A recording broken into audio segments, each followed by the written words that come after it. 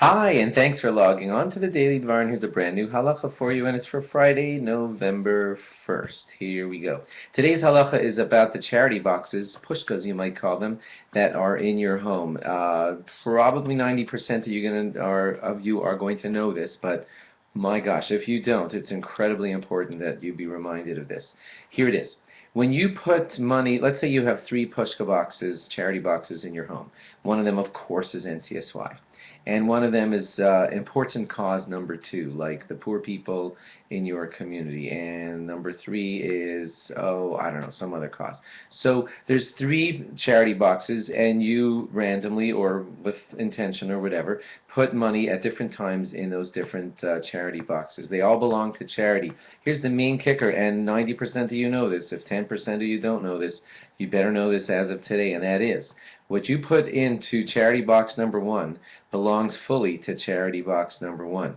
And if you were to do weird stuff like take change and move the monies around, then in short, you're probably guilty of something like theft, because if there's like $20 in the NCS, I'm not just saying this because I'm NCSY, but if there's $20 in the NCSY box and there's $10 in the box number 2, then those $20 belong to NCSY, and those $10 in the other box belong to that box. And for you to swap them around at will just because you needed change or something would be basically taking from one cause and giving to another, and that's not appropriate. When you've put it in that box, it belongs to that organization, and you should be very careful to make certain that it gets there. Because if not, it's like you put $20 in NCSY's box, and again, let me stay off of that so it won't look like an NCSY commercial.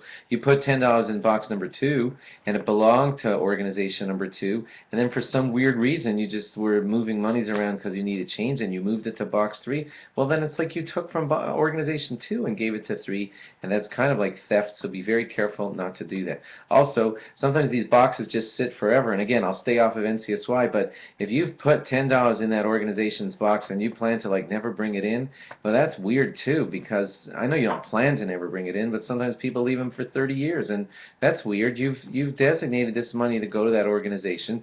Make it your business every now and then to empty it out and make sure that it goes to that organization. If you feel like you're too lazy to count it out, and I get that, then maybe just go over to their office and bring in the box and give it to a secretary and say, here, this belongs to you. It's been in my house for the last 8 years.